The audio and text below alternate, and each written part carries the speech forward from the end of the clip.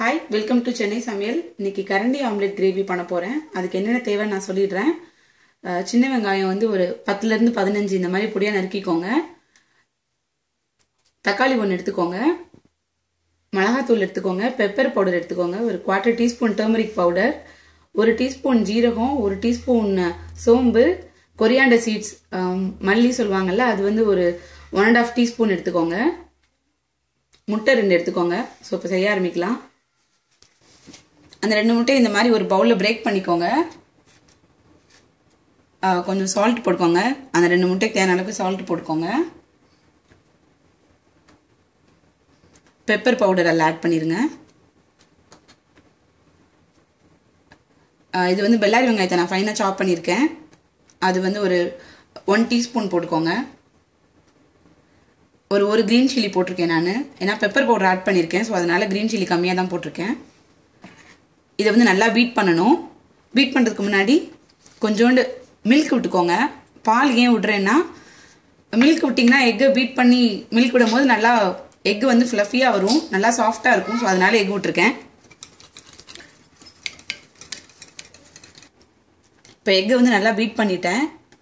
இப்போ வந்து இந்த பணியார சட்டி நான் எடுத்திருக்கேன். இதில் வந்து கொஞ்சம் ஃபியூ ட்ராப்ஸ் ஆயில் விட்டுக்கோங்க அந்த ஒவ்வொரு குழிலையும். இப்போ ஆயில் விட்டேன், ஃபியூ ட்ராப்ஸ் ஆயில். ஒவ்வொரு இதுலேயும் இந்த மாதிரி பணியாரம் ஊற்றுற மாதிரி இந்த பீட் பண்ண எக்கை விட்டுருங்க.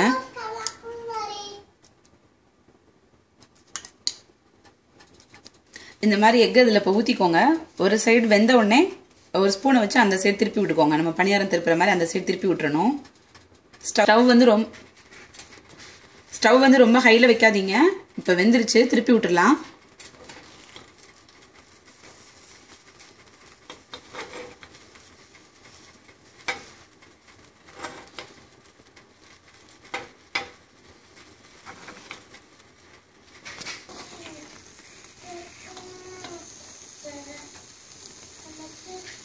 நம்ம பால் விட்டனால தான் எக் வந்து இந்த மாதிரி நல்லா உப்பி வருது.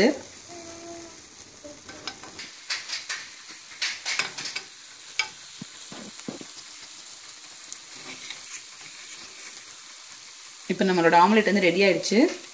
ஒரு பிளேட்டில் மாற்றிடலாம்.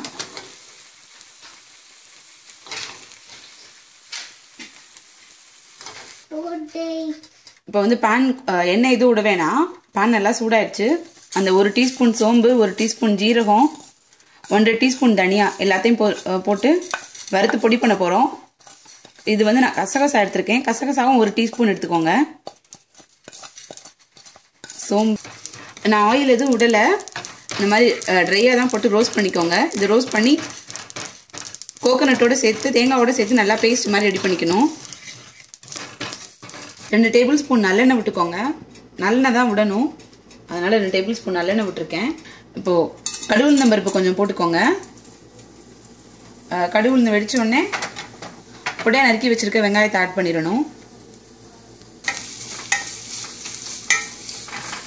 இப்போ வெங்காயம் வந்து லைட்டாக ஒரு அந்த கண்ணாடி மாதிரி ஆயிடுச்சு. ஸோ இப்போ அதில் உப்பு போட்டுடலாம். ஒரு 1/2 டீஸ்பூன் உப்பு போட்டிருக்கேன்.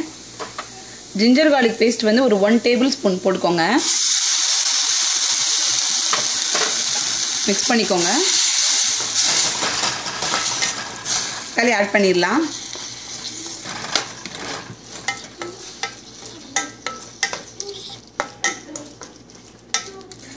இந்த மாதிரி ஒரு கிளாஸ் லிட்டை வச்சு மூடி வச்சிட்டிங்கன்னா டொமேட்டோ வந்து வேகமாக குக் ஆகிடும்.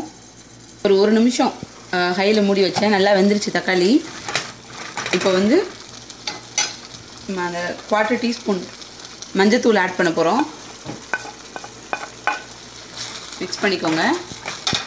வந்து நான் வந்து ஒரு 1/4 டீஸ்பூன் தான் ஆட் பண்ணியிருக்கேன்.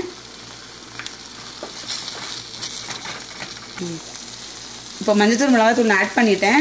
பொடியாக நறுக்குன்னு கொத்தமல்லி தழை ஆட் பண்ண போகிறேன். நீங்கள் கொத்தமல்லி தழை வந்து எவ்வளோ போட்டாலும் டேஸ்ட் நல்லாயிருக்கும், அதனால் நிறையவே ஆட் பண்ணுங்கள்.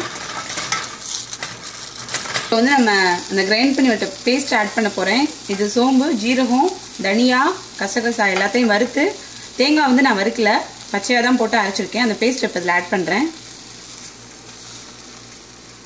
தண்ணி விட்டுக்கோங்க.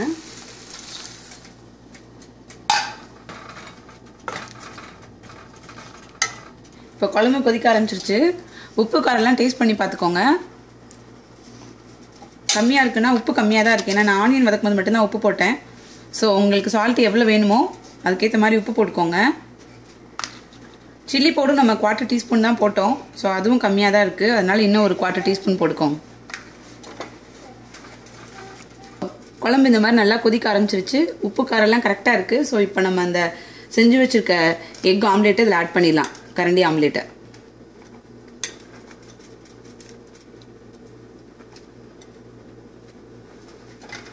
மிக்ஸ் பண்ணி விட்டுக்கோங்க.